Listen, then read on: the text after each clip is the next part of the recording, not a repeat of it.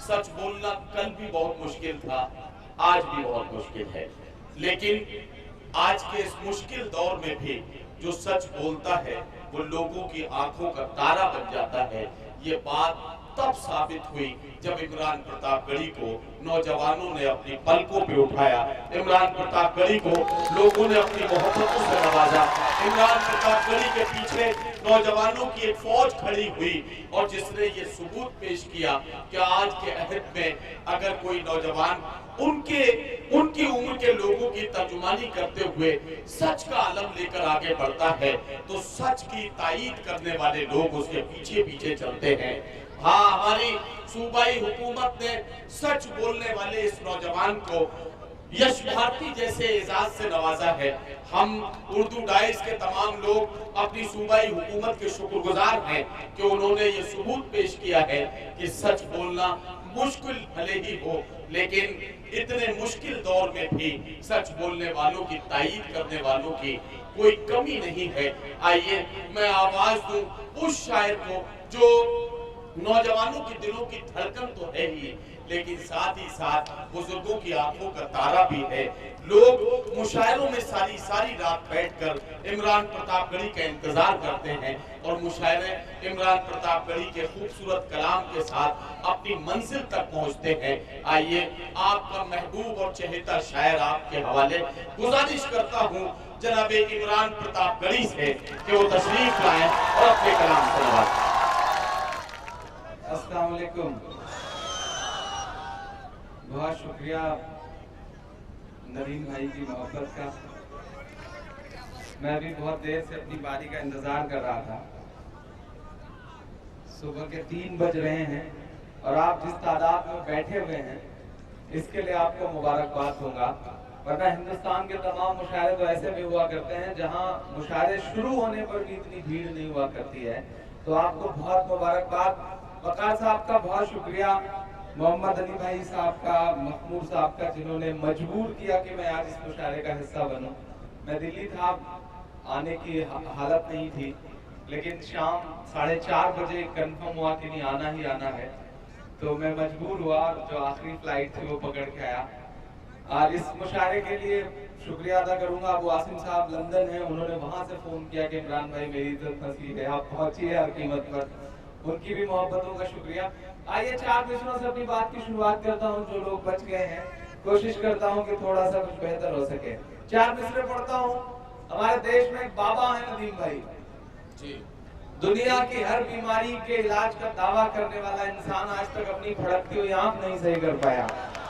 मैं नाम नहीं लूंगा, नहीं आप जान जाएंगे कि मैं बाबा रामदेव जी की बात कर रहा हूँ। अभी हालिया दिनों में उन्होंने बयान दिया कि अगर कानून ने हाथ नहीं बांध रखे होते तो गर्दनें काट दी जाती जय ना बोलने वालों की। 4 मिसरे पढ़ता हूँ, अगर लग जाए कि आपकी धड़कनों को लफ्जों में पिरो सका हूं तो मेरा साथ दीजिएगा। पढ़ता हूँ, बड़ा मासूम सा एक सवाल उछालता हूँ बाबा जी की तरफ। जो नफरत के सबब उठी थी वो ललकार किसकी थी?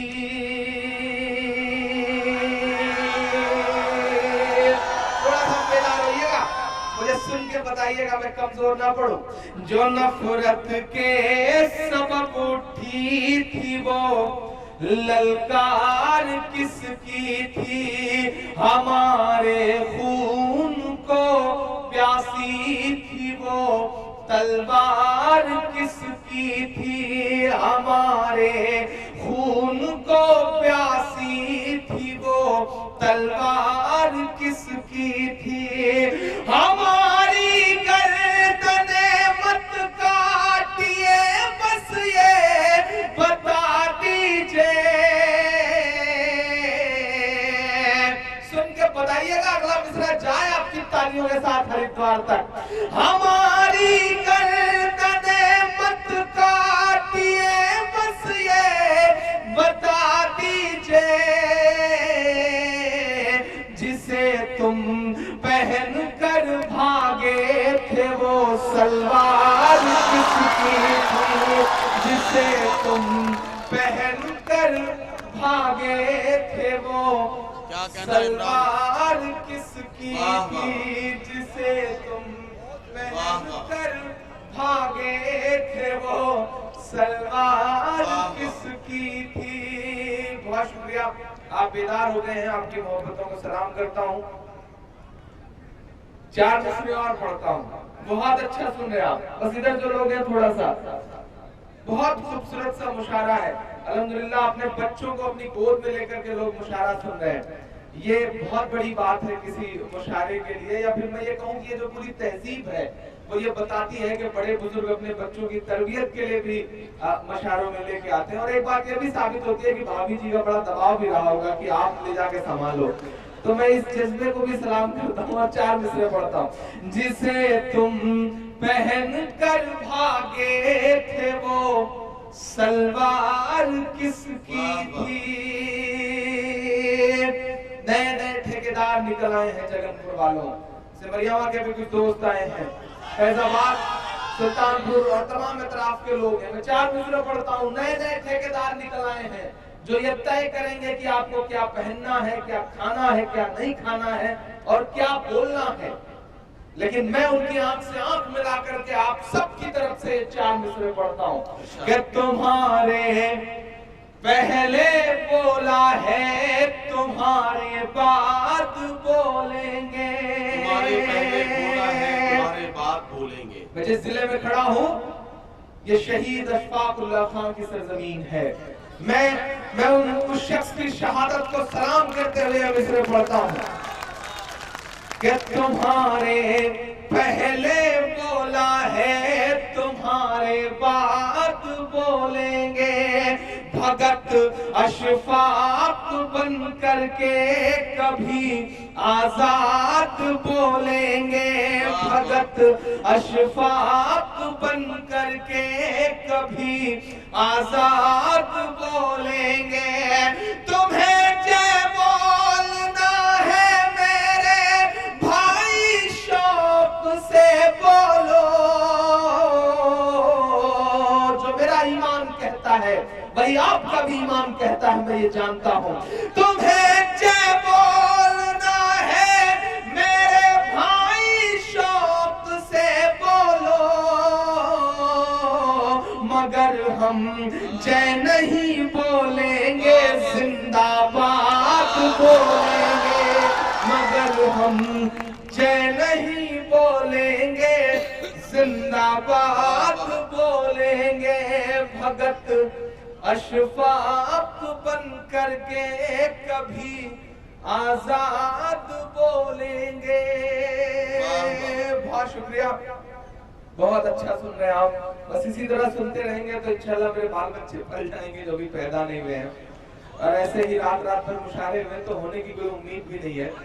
बच्चे तो छोड़िए, शादी होने की उम्मीद नहीं है। मैं 4 मिसरे पढ़ता हूँ और आपसे दुआएं मांगता हूँ साहब। था शहंशाह को गुरूर बहुत, अपनी माँ को प्रधानमंत्री आवास दिखाते हुए शख्स एक एक एंगल में कैमरे पे नजर रखता है। जो शख्स कैमरे के सामने माँ से मोहब्बत कर रहा हो, यानी कि माँ की मोहब्बत को भी उसने प्रोफेशनल बना दिया हो, तब इमरान 4 मिसरे पढ़ता है साहब कि था शहंशाह को गुरूर बहुत, रब ने उसका गुरूर तोड़ दिया। रब ने उसका गुरूर तोड़ दिया। कल थी जो 56 इंच की छाती, बताइएगा सुन के, कल थी जो 56 इंच की छाती, एक कन्हैया ने सब सिकोड़ दिया। एक कन्हैया ने सब सिकोड़ दिया। रब ने उसका गुरूर तोड़ दिया। बहुत शुक्रिया। 4 मिसरे और पढ़ता हूँ, उसके बाद इंशाल्लाह आपको एक नई सी नज़्म सुनाता हूँ। बहुत अच्छा सुने, मेरी तबीयत थोड़ी सी खराब सी है, बुखार है, और लेकिन आपकी दुआएं इसी तरह मिलती रही तो इंशाल्लाह तबीयत यहीं से अच्छी होके भी जाएगी। मैं 4 मिसरे और पढ़ता हूँ। बिहार का इलेक्शन हुआ, रिजल्ट आप सबकी आंखों में है। मैं मुबारकबाद दूंगा बिहार के सेकुलर अवाम को, जिन्होंने उत्तर प्रदेश को एक ताकत दी है। और बड़ी जिम्मेदारी से एक बात कहता हूं, फैजाबाद जैसे शहर में खड़ा होकर ये बात कह रहा हूं कि आप शुक्र मनाइए कि आपने बिहार जीत लिया। अच्छे लोगों ने बिहार का इलेक्शन जीत लिया, वरना जो पिछली दिवाली थी साहब, वो पटाखों से नहीं बल्कि हमारे आपके जलते हुए घरों से मनती। ये भी एक बहुत बड़ा सच है। तब मैं 4 मिसरे पढ़ता हूँ और दुआएं मांगता हूँ आपसे कि दूध ने चाय को हरा डाला। सिंबल समझिएगा, अगर सिंबल अच्छे हो तो मुझे सुन के बताइएगा। जो दीवारों पे बैठे हुए लोग हैं उनसे मैं गुजारिश करता हूँ कि थोड़ी आपकी भी शिरकत हो। पीछे तो दोस्त थोड़ी देर इस मुशायरे को एक नई जिंदगी दे दीजिए कि दूध ने चाय को हरा डाला, सच ने अन्याय को हरा डाला, कर दिया ये बिहार ने साबित,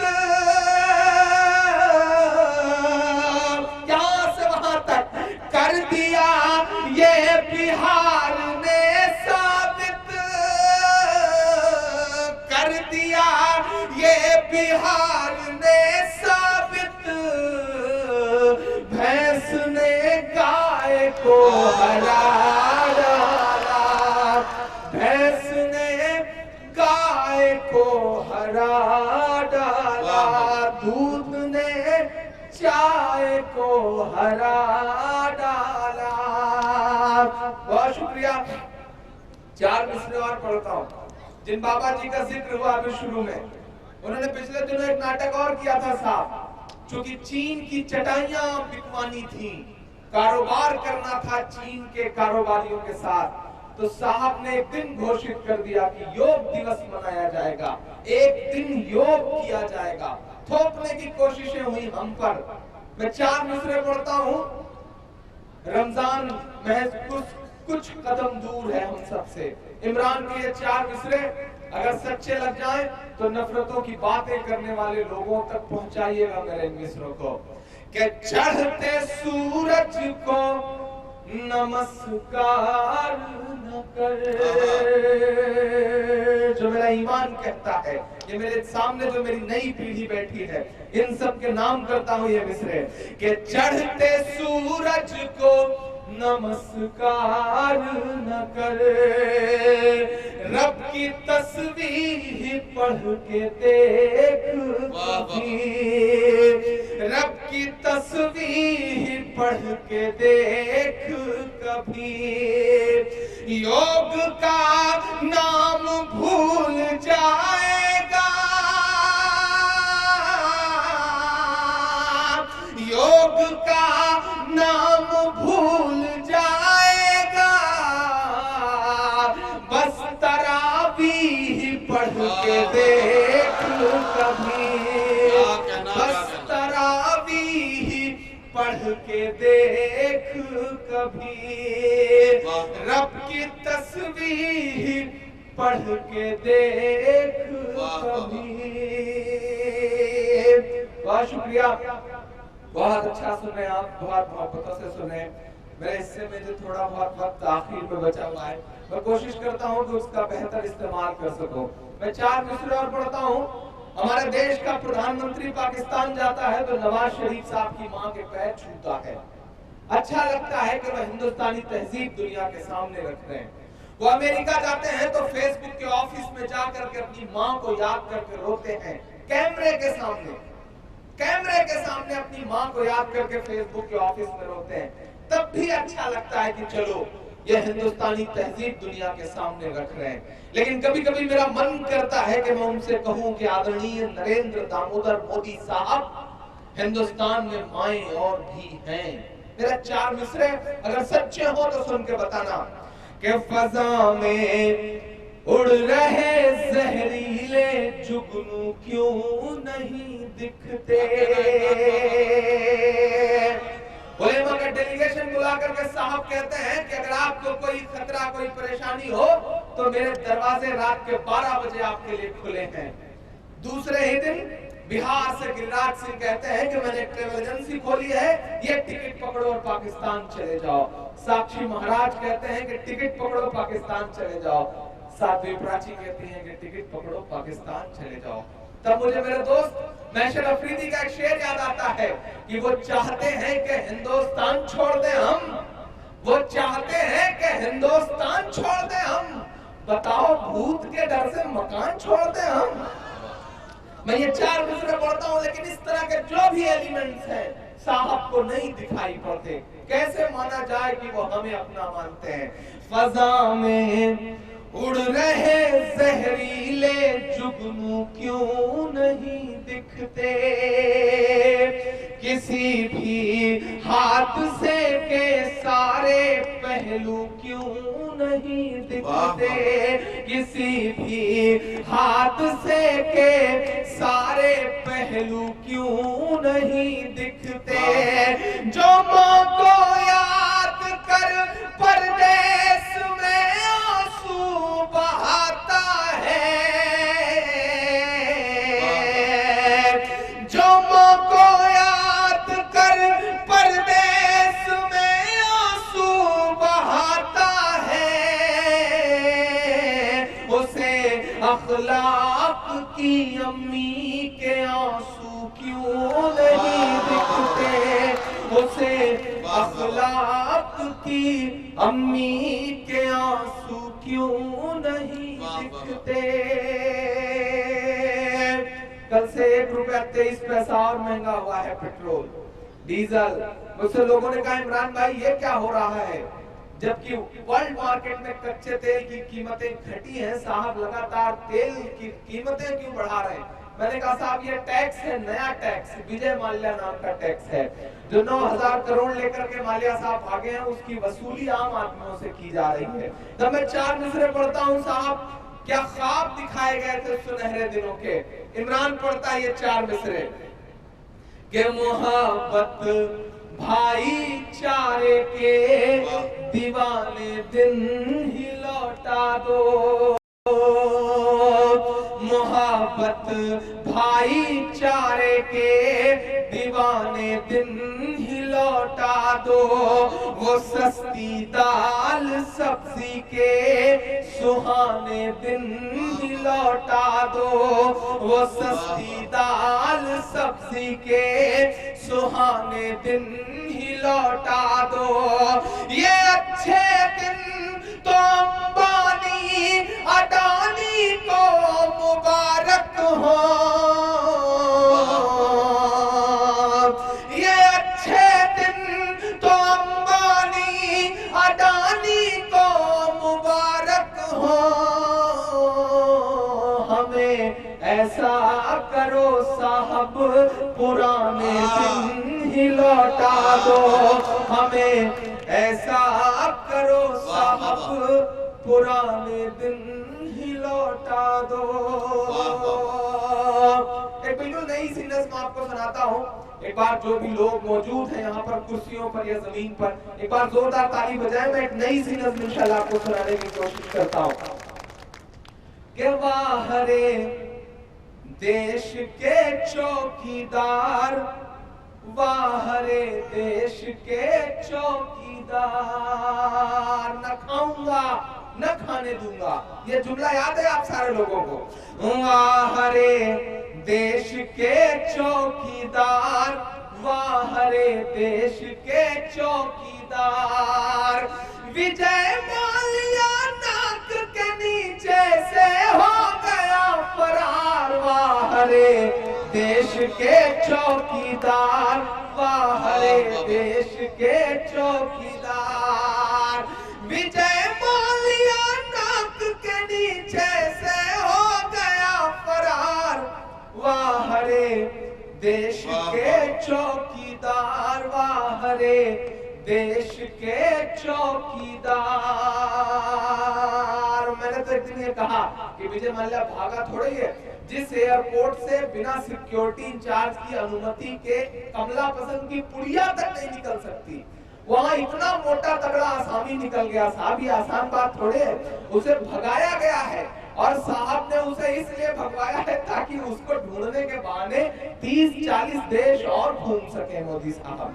तब मैं ये बंद पढ़ता हूं साहब कि देश चलाना चाय बनाने जैसा काम नहीं है, देश चलाना चाय बनाने जैसा काम नहीं है, नफरत वाली राय बनाने जैसा काम नहीं है, नफरत वाली राय बनाने जैसा काम नहीं है। एक किसान ना कर्ज चुकाए तो फांसी का फंदा। महाराष्ट्र में भी राष्ट्रवादी लोगों की सरकार है। तमाम मुंबई के मेरे दोस्त यहाँ बैठे हुए हैं। जगनपुर एक बहुत बड़ी तादाद में मुंबई रहता है। आपकी जानकारी के लिए बताऊं कि पिछले एक साल में 3539 किसानों ने महज कुछ लाख रुपए के कर्ज न चुका पाने की वजह से महाराष्ट्र में खुदकुशी की है। 3539 किसानों ने एक साल में हमारे इस देश के और राष्ट्रवाद की बातें करने वाले लोगों ने कब उद्योगपतियों का 1,25,000 करोड़ रुपए का कर्ज माफ कर दिया, आपको खबर भी नहीं हुई साहब। अडानी 72,000 करोड़ रुपया दबाए हुए बैठा है। कब विजय माल्या की तरह वो भी फरार हो जाएगा कुछ पता नहीं है साहब। लेकिन सब चुप है साहब, सब चुप है। बस भारत माता की जय कहते रहो और काम चलता रहे। मैं नज़्म पढ़ता हूँ, दुआएं मांगता हूँ कि देश चलाना चाय बनाने जैसा काम नहीं है, नफरत वाली राय बनाने जैसा काम नहीं है। एक किसान ना कर्ज चुकाए तो फांसी का फंदा, और मालिया लंदन घूमे बाहर तेरा धंधा, और मालिया लंदन घूमे बाहर तेरा धंधा।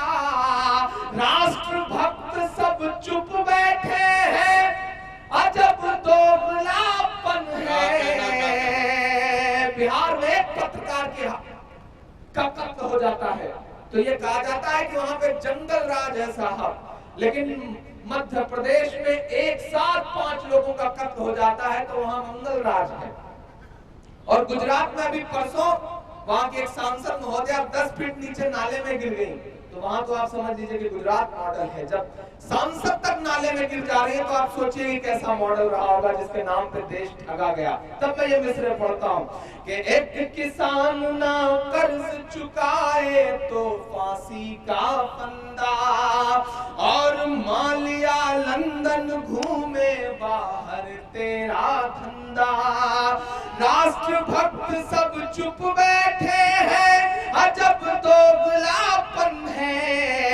जिसे जेल में होना था वो घूम रहा लंदन है, जिसे जेल में होना था वो घूम रहा लंदन है। जो ये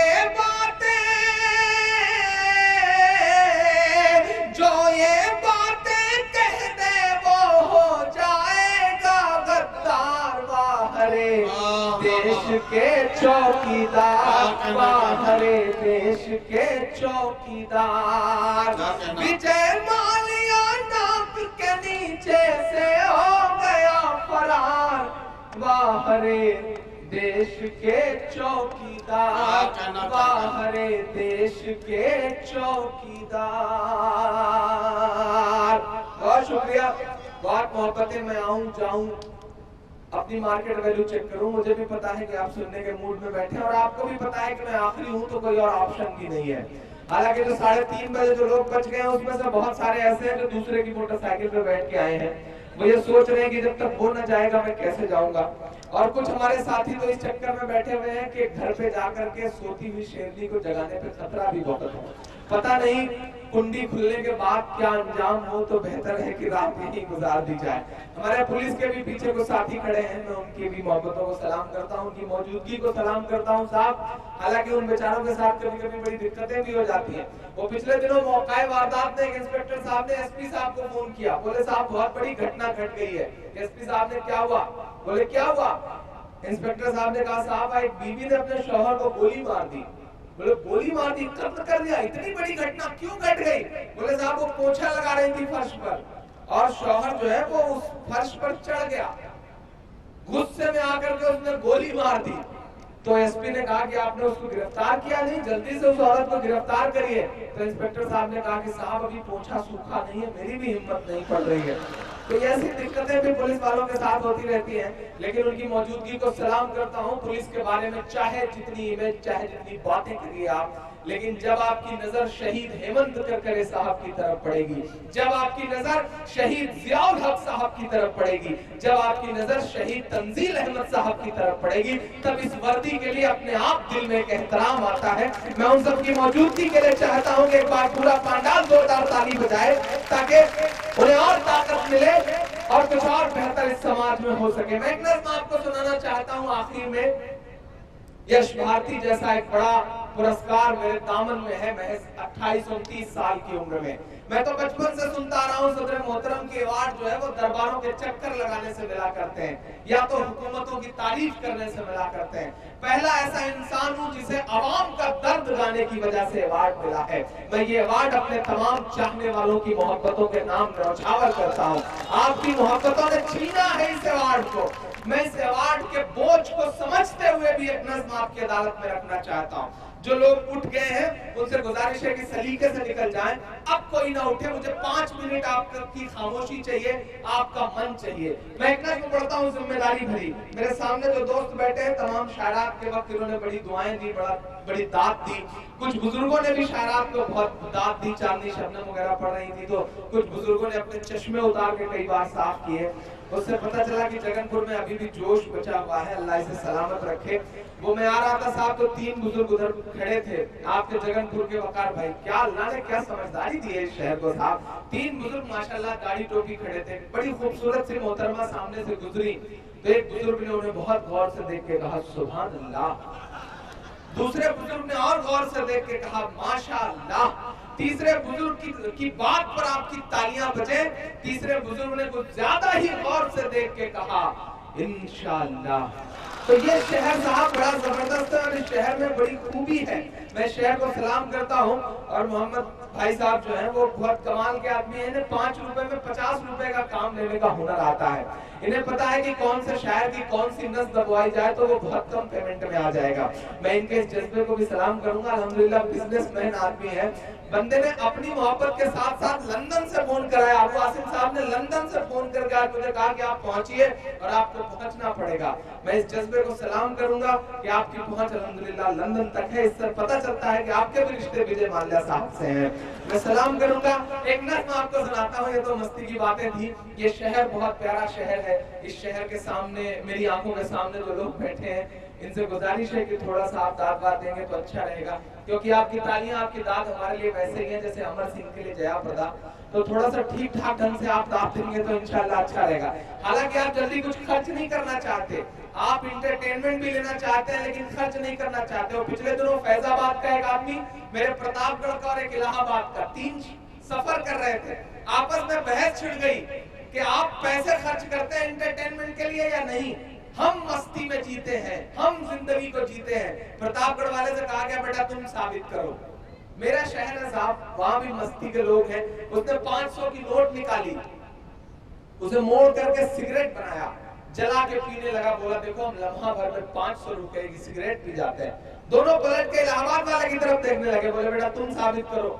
उसने 1000 की नोट निकाली, उसको मोड़ के जलाया, जला के सिगरेट पीने लगा। बोला देखो हम 1000 रुपए की सिगरेट लम्हा भर में पी जाते हैं। अब दोनों पलट करके फैजाबाद वाले की तरफ देखने लगे जो जगनपुर से था, और दोनों ने सोचा कि बेटा अब 1000 से बड़ी तो नोट भी नहीं होती, अब क्या करेगा, तुम कैसे साबित करोगे।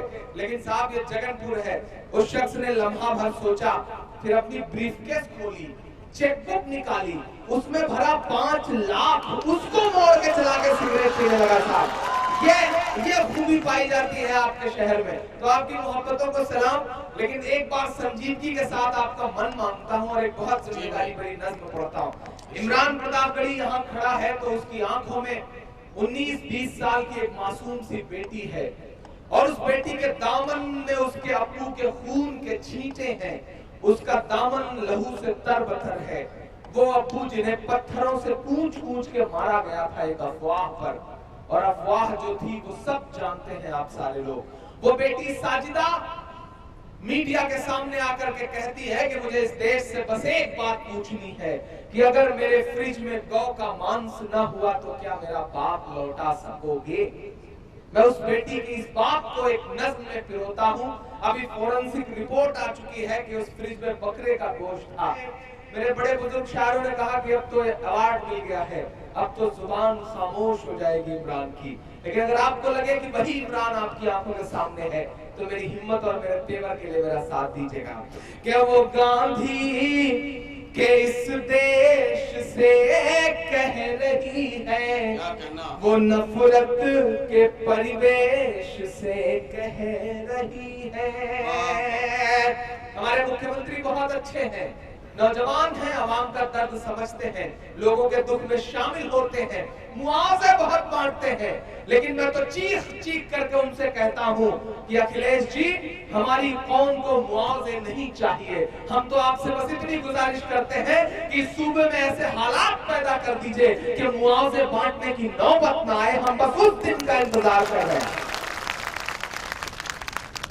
गांधी के इस देश से कह रही है, वो नफरत के परिवेश से कह रही है। सियासत के मासूम चेहरे भी सुन ले, वो राहुल से अखिलेश से कह रही है। ये धर्मांध से अंध भक्तों के जरिए हुआ है, जो वो पाप लौटा सकोगे? बताओ मेरा पाप लौटा सकोगे? बताओ मेरा पाप लौटा सकोगे?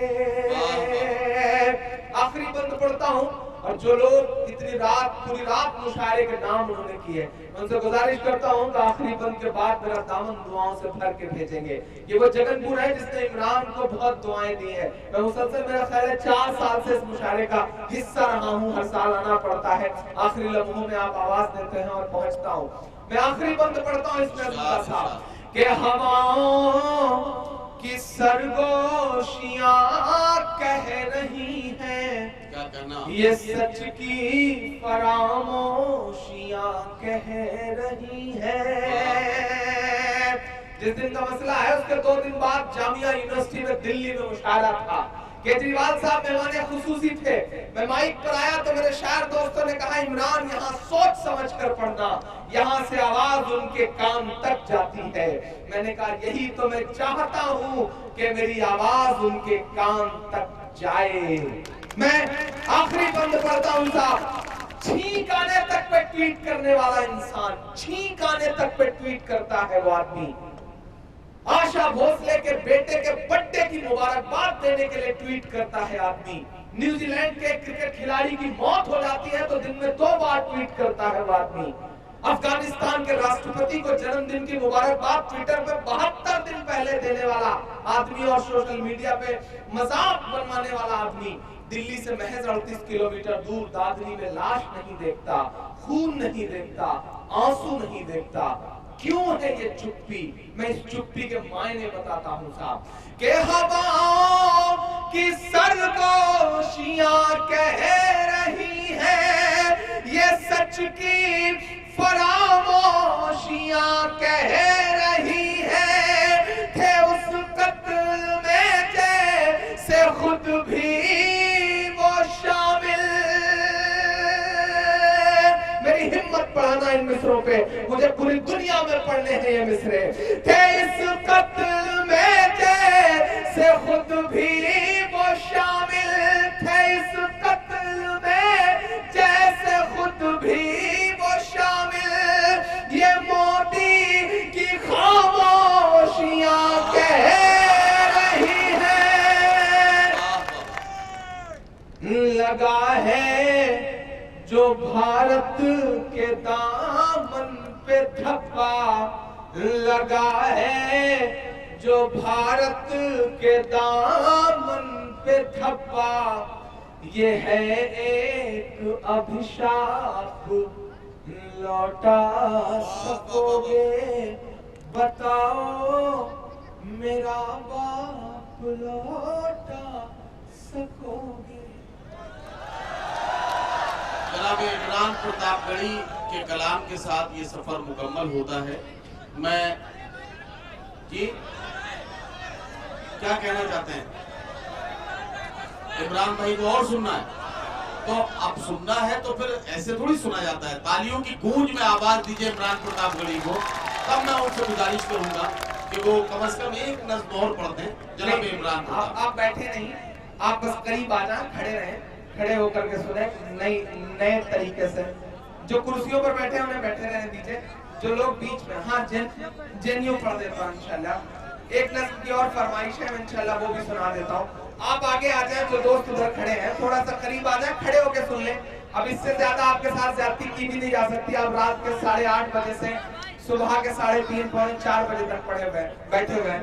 मैं एक नस्ल अपने मन की पढ़ता हूँ, फिर इंशाल्लाह जेएनयू वाली नज्म सुना करके आज के इस प्रोग्राम को खत्म करूंगा।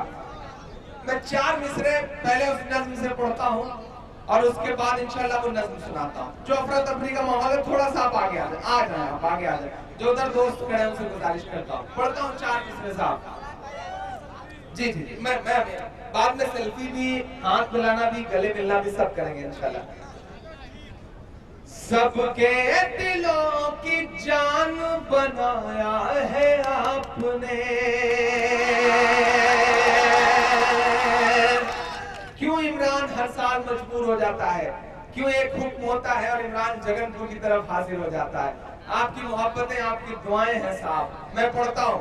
सबके दिलों की जान बनाया है आपने, मुश्किल को भी आसान बनाया है आपने।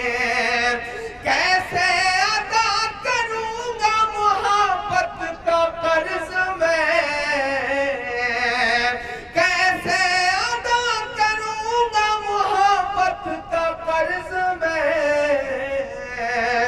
इमरान को इमरान बनाया है आपने, इमरान को इमरान बनाया है आपने। ज्यादातर शायर शहादत पा चुके हैं, एक मैं ही बच गया हूँ साहब आखिरी लम्हों में शहीद होने के लिए। लेकिन आज बड़ी जिम्मेदारी भरी बात एक और इस डाइस से मैं कहना चाह रहा हूँ। नईम भाई का शुक्रिया कि इस पूरी रात बैठे रहे, नदीम भाई का शुक्रिया, मसरूर भाई बड़ी जिम्मेदारी। अल्हम्दुलिल्लाह ये शहर वो है जो मुशायरों को एक तरबियत देता है और एक नई राह भी देता है। मैं चाहता हूँ कि इस डाइस से एक मुहिम और शुरू की जाए। हर शायर के साथ आजकल एक दिक्कत ये है कि उसकी फ्लाइट होती है जिसे रेलवे स्टेशन से जाना होता है, और वो बताता है कि बस साहब 12 बजे मेरी फ्लाइट है, 1 बजे मेरी फ्लाइट है, और वो चाहता है कि जितनी जल्दी से जल्दी पढ़ सके और चुपचाप पेमेंट ले और निकल जाए। लेकिन मैं एक बात मानता हूं कि मुशायरा कराना बेटी की शादी कराने से मुश्किल काम है। एक साथ इतने शायरों को तौलना, उनको इकट्ठा करना बहुत मुश्किल काम है। जो करता है वो जानता है कि इस मुशायरे को जमाने में कितनी मेहनत करनी पड़ती है। मैं अपने शायर दोस्तों से भी गुजारिश करूंगा कि जब तक मुशायरा न खत्म हो तब तक डाइस न छोड़ें। आपके डाइस न छोड़ने से मुशायरा अच्छा हो जाता है। और कमेटी के लोगों से भी गुजारिश कि जब तक मुशायरा न खत्म हो जाए किसी भी शायर को पेमेंट न दीजिए। आप पेमेंट नहीं देंगे तो अपने आप सब बैठे रहेंगे और सबकी फ्लाइट रुकी रहेगी, सबकी ट्रेन भी रुकी रहेगी। यह मुहिम भी मसरूर भाई और सदर मोहतरम साहब होनी चाहिए शुरू। मैं एक नज़्म सुनाता हूँ आपकी अदालत में। ये नज़्म हो सकता है कुछ दोस्तों ने सुनी हो, लेकिन मेरा दिल कह रहा है कि मैं ये नज़्म पढ़ूं। पढ़ता हूँ साहब एक नज़्म आपकी अदालत में। आपके इर्द गिर्द भाई नीचे खड़े हो जाए, बाकी लोग भी आ जाएंगे तो कैसे काम चलेगा। एक अभियान शुरू हुआ साहब हमारे हिंदुस्तान में, घर वापसी घर वापसी घर वापसी। 5 लाख रुपया लेकर के लोग निकल आए, पर्चे छपवाया उन्होंने कि ईमान छोड़ दीजिए, इस तरफ आ जाइए और 5 लाख ले लीजिए। मैं एक नज़्म पढ़ता हूँ और तमहीद में बस इतना कहता हूँ कि ईमान से मुकरने के लिए 5 लाख का रेट लगाने वालों, आपने इस्लाम को समझा ही नहीं है, आपने हमारे मजहब को समझा ही नहीं है। हमारा मजहब तो वो है साहब कि अजीब सी कशिश है, अजीब सी बात है। दुनिया की सुपर पावर मुल्क वाले, अमेरिका में एक शख्स हुआ करता था साहब, जिसके पैरों के थिरकन पर दुनिया अरबों डॉलर लुटा दिया करती थी। उसे सुकून नहीं मिलता था तो उसने अपने चचेरे भाई से कहा कि मुझे सुकून की तलाश है। चचेरे भाई ने कहा सुकून चाहता है तो कुरान पढ़। उस शख्स ने कुरान पढ़ी और उसके बाद वो इस्लाम में दाखिल हुआ। कुछ बात तो है मेरे इस्लाम में कि लोग अरबों डॉलर ठुकरा करके इस्लाम में दाखिल हो रहे हैं। आप रेट भी लगा रहे हैं तो 5 लाख।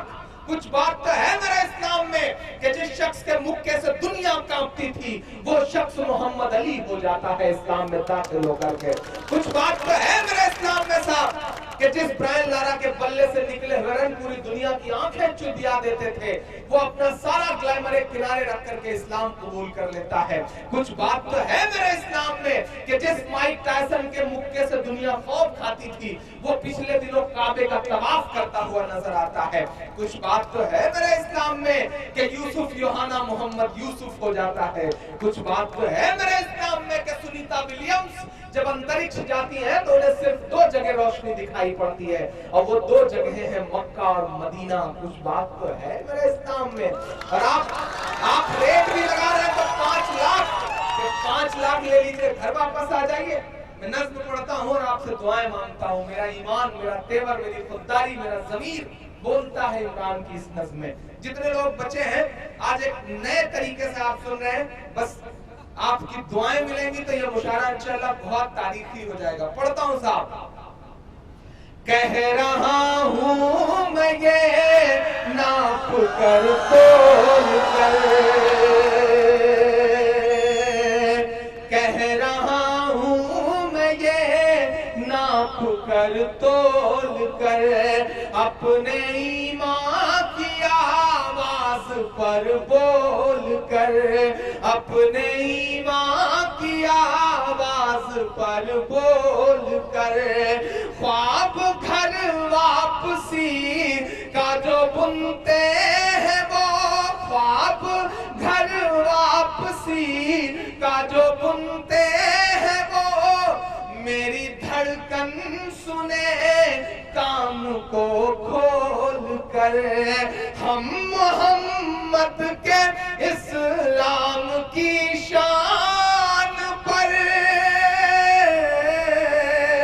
देखना है आप उनसे कितनी मोहब्बत करते हैं। हमारे मजहब को दहशत से जोड़ने वालों, आपने इस्लाम को समझा ही नहीं। आप कहते हैं कि इस्लाम नाहक खून बहाने की इजाजत देता है। अरे मैं इस डाइस से बात कहता हूँ कि जो मजहब वजू करते हुए नाहक पानी बहाने तक की इजाजत न देता हो, वो नाहक खून बहाने की इजाजत कैसे दे सकता है? मैं वो बात कहने के लिए आपके तैयार में खड़ा हूँ। हम तो उनके मानने वाले हैं कि जिन पर रोज कूड़ा फेंका जाता था। एक दिन बुढ़िया ने कूड़ा नहीं फेंका तो अल्लाह के रसूल उसका हाल चाल लेने के लिए उसके घर गए। हम तो उनके मानने वाले हैं साहब। तब मैं पढ़ता हूँ, थोड़ी देर इस मुशायरे को मैं चाह रहा हूँ कि आज एक अलग सा रंग दिया जाए। मैं पढ़ता हूँ और आपसे दुआएं मांगता हूँ। हम मोहम्मद के इस्लाम की शान पर, जहां जहां लोग हैं मुझे देखना है आप उनसे कितनी मोहब्बत करते हैं। हम मोहम्मद के इस्लाम की शान पर कल भी कुर्बान थे, अब भी कुर्बान है। हम मुसलमान हैं, हम मुसलमान हैं, हम मुसलमान हैं, हम मुसलमान हैं। मेरे भारत तेरी आन है, शान है। मेरे भारत तेरी आन है, शान है। हम तेरी सरहदों के निगहबान हैं। हम मुसलमान हैं, हम मुसलमान हैं, हम मुसलमान हैं, हम मुसलमान हैं। पहला बंद पढ़ता हूं इस नज़्म का साहब कि हम तो फारस अरब से भी आए नहीं। वकार भाई, हम तो फारस अरब से भी आए नहीं, तेरे अपने हैं हम तो पराए नहीं, तेरे अपने हैं हम तो पराए नहीं। इस तरह से सितम हम पे ढाए गए, इस तरह से सितम हम पे ढाए गए, मुद्दतें हो गई मुस्कुराए नहीं, मुद्दतें हो गई मुस्कुराए नहीं। फैजाबाद से लेकर के लखनऊ होते हुए दिल्ली तक हजारों इमारतें हिंदुस्तान में इमरान के मिस्रों की गवाह हैं कि मेरे पुरखों की जागीरदारी है ये। अगर आपके दिल की धड़कनों को लफ्ज दे सका हूं तो अगले मिसरे पे एक शख्स का हाथ उठे। मेरे पुरखों की जागीरदारी है ये, मत समझना कि हम लोग मेहमान हैं, हम मुसलमान हैं, हम मुसलमान हैं, हम मुसलमान हैं, हम मुसलमान हैं। आखिरी बंद पढ़ता हूं इस नज्म का। घर वापसी, घर वापसी, घर वापसी अभियान चलाया गया था और हद तो ये हुई है, बड़ी जिम्मेदारी भरी एक बात कर रहा हूं। परसों सुब्रमण्यम स्वामी साहब का एक स्टेटमेंट आया कि अकबर रोड का नाम बदल करके महाराणा प्रताप रोड कर दिया जाए। ठीक है साहब, आप सांसद हो गए, आपका सुझाव माना जा सकता है, लेकिन मैं उन्हें एक सुझाव देना चाहता हूं कि अकबर रोड का नाम बाद में बदला जाएगा, पहले आप अपने दामाद नदीम हैदर का नाम बदल करके पुत्तू स्वामी करिए, तब मैं मानूं कि आप कुछ बदलाव चाहते हैं। मैं आखिरी बंद पढ़ता हूं साहब, ये कौन है जो नफरतों की सियासत करने आ गए हमारे हिंदुस्तान में, ये खूबसूरत सा मुल्क। मैं जिस शहर में खड़ा हूं मुझे याद आता है कि जब मैं बचपन में घुटनों के बल चलता था और सड़क पर गिर जाया करता था तो पड़ोस में सीताराम चाचा रहते थे, वो मेरी उंगली पकड़ करके रोड पार कराया करते थे। आपके शहर में युगल किशोर शास्त्री जैसे सेकुलर लोग हैं जो इस हिंदुस्तान में मोहब्बतों के लिए लड़ रहे हैं। और आपकी जिम्मेदारी भरी बात एक और कहता हूं दोस्तों, आप ये मत समझिएगा कि आपकी लड़ाई सिर्फ मुसलमान लड़ रहे हैं। आप इस गफलत में बिल्कुल मत रहिएगा कि आपके लिए सिर्फ मुसलमान लड़ रहा है, क्योंकि इंसाफ बचाने की आखिरी उम्मीद लेकर के रात के 2:30 बजे सुप्रीम कोर्ट की चौखट पे जो वकील खड़े थे ना, उसमें से एक भी मुसलमान नहीं था, सारे के सारे हिंदू भाई थे। सैल्यूट करिए ऐसे लोगों को और अपने इर्द गिर्द ऐसे और चेहरों को पैदा करिए। सैल्यूट करिए। आप गुजरात गुजरात गुजरात चिल्लाते हैं, गुजरात पे बहुत नज़्में पढ़ते हैं शायर और शायरा, लेकिन गुजरात के मसले को सच में जिस शख्सियत ने अदालत तक ले जाने का काम किया वो कोई मुसलमान नहीं है, उस शख्सियत का नाम तीस्ता सीतलवाड़ है। ऐसी शख्सियतों को सैल्यूट करिए। आज क्लीन चिट दी जा रही है साबिनाइये के जरिए, क्लीन चिट दी जा रही है, लेकिन सैल्यूट करिए शहीद हेमंत करकरे साहब को, उनकी शहादत को सलाम करिए जिन्होंने बताया कि देश में दहशत के और चेहरे हुआ करते हैं। सैल्यूट करिए अरुंधति रॉय को, सैल्यूट करिए कुलदीप नैयर को, सैल्यूट करिए संजीव भट्ट जैसे आईपीएस अफसर को जिसने गुजरात के दंगों का सच बताते हुए अपनी नौकरी को ठोकर मार दिया। सैल्यूट करिए ऐसे चेहरों को, क्योंकि इन्हीं लोगों की वजह से हिंदुस्तान खूबसूरत बना हुआ है। मैं तो ये कह रहा हूँ कि सैल्यूट करिए रिहाई मंच को, जिसमें तमाम ऐसे लोग नॉन मुस्लिम भाई लड़ रहे हैं आपके लिए और आपकी बेगुनाही के सबूत के लिए तमाम अपनी जान जोखिम में डाल रहे हैं। ऐसे लोगों को सैल्यूट करिए। मैं आखिरी बंद पढ़ रहा हूँ, इंशाल्लाह फिर जेएनयू भी पढ़ दूंगा। घर वापसी, घर वापसी, घर वापसी। मैं तो नाम गिनाता हूँ, करवा सके बाबा जी स्वामी जी तो उनकी करवाए। सब पे लागू न ये बेबसी कीजिए, जिन्हें याद है वो मेरे साथ गुनगुना सकते हैं। सब पे लागू न ये बेबसी कीजिए, अपने घर की भी कुछ चौकसी कीजिए, अपने घर की भी कुछ चौकसी कीजिए। हो वो मुख्तार नकविया हो शहनवाज, हो वो मुख्तार नकविया हो शहनवाज, पहले उनकी तो घर वापसी कीजिए, पहले उनकी तो घर वापसी कीजिए। 5 दिन की हुकूमत पे इतना नशा, मेरी खुददारी, मेरा ज़मीर, मेरा तेवर, जिसकी वजह से शायद मैं इमरान प्रतापगढ़ी हूँ, मुझको जालिम का तरफदार नहीं लिख सकते, कम से कम वो मुझे लाचार नहीं लिख सकते। जहां अकेली पे लिए बोल रहा हूँ जो सच, उसको इस देश के अखबार नहीं लिख सकते, उसको इस देश के अखबार नहीं लिख सकते। इमरान बोलता है आपके 800 सालों की तारीख 2 मिसरे में, लेकिन मैं चाहता हूं कि इन 2 मिसरों पर जिन्होंने हाथ नहीं खोला उनको कसम है एक एक हाथ हवा में उठेगा, क्योंकि इसमें आपके पुरखों की बात है। मैं पढ़ता हूं, सच लग जाए तो मुझे बताना। पहले उनकी तो घर वापसी कीजिए, 5 दिन की हुकूमत पे इतना नशा,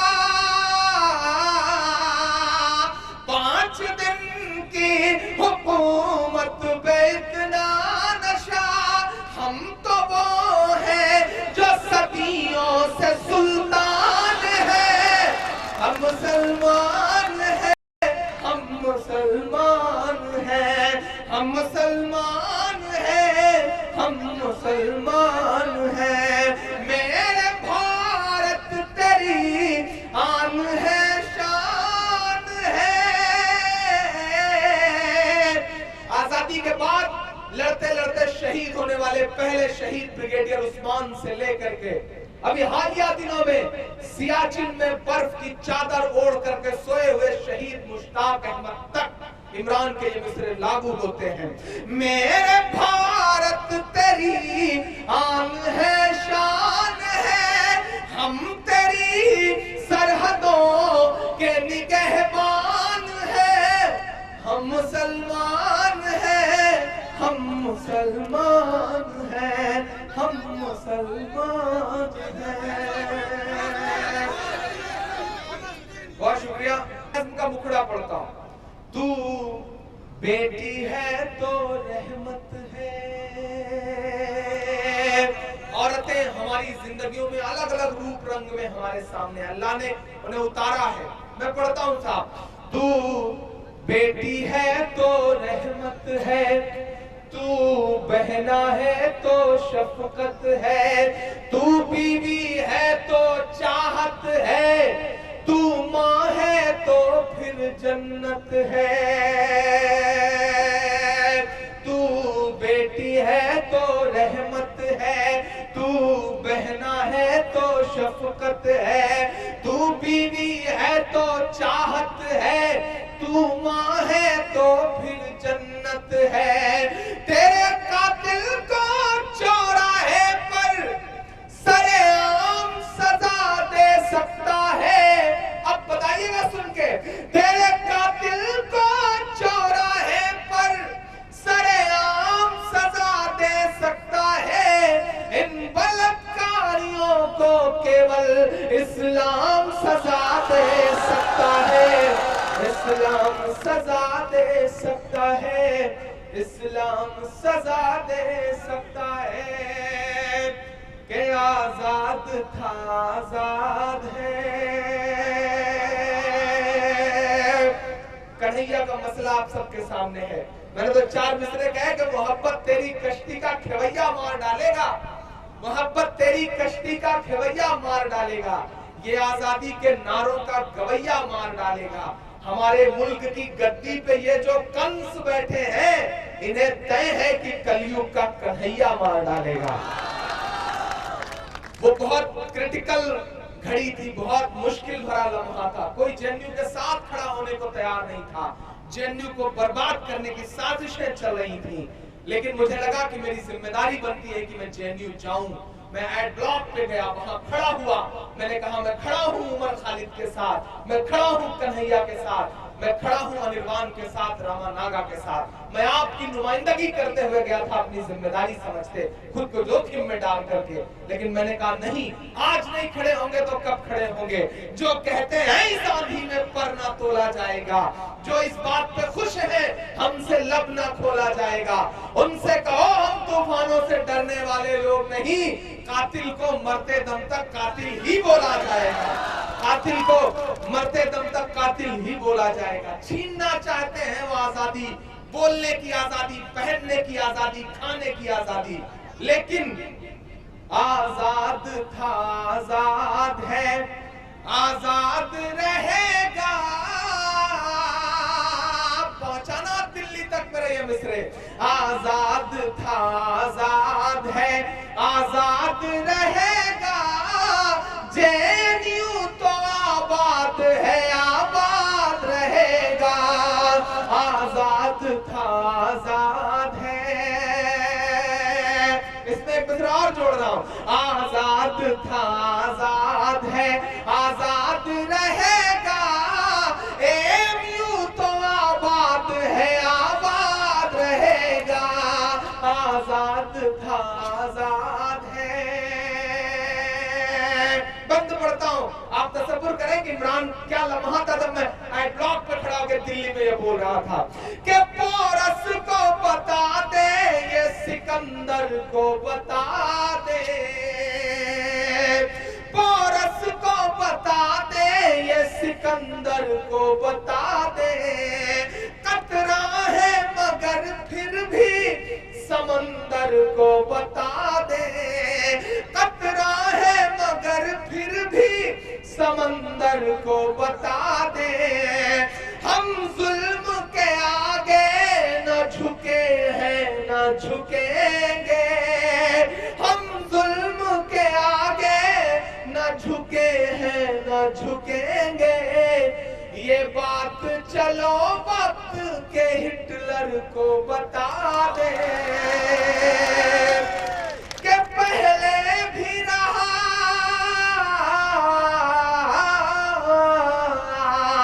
पहले भी रहा है और तेरे बाद रहेगा।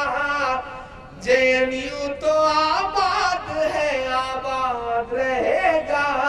ये आबाद रहेगा, ये आबाद रहेगा। बहुत शुक्रिया, बहुत मोहब्बतें। अब आप यकीन करें कुछ भी पढ़ने की हिम्मत नहीं है, बहुत थक चुका हूँ। इंशाल्लाह अगले साल सिर्फ ये 4 मिसरे कि मेरी खुशबू संभाल कर रखना। हाँ, फोटो खिंचवाता हूँ, उससे मरियमा आने वाला हूँ एक मुशायरे में। मेरी खुशबू संभाल कर रखना, मैं खुद आ रहा हूँ। दिल पे काबू संभाल कर रखना, तेरे सीने से लग के रोया हूँ मुहसिन, तेरे सीने से लग के रोया हूँ। मेरे आंसू संभाल कर रखना। बहुत शुक्रिया, बहुत मोहब्बतें जगनपुर वालों। और अब मैं सदर मोहतरम से गुजारिश करूंगा कि आप आए और आज के इस मुशायरे को आखिरी मंजिल तक पहुंचाएं। सदर मोहतरम, हम तमाम शोराए कराम का, अपने इलाके के तमाम लोगों का जिन्होंने हमारे मुशायरे की रौनक में इजाफा किया, शुक्रिया अदा करते हैं।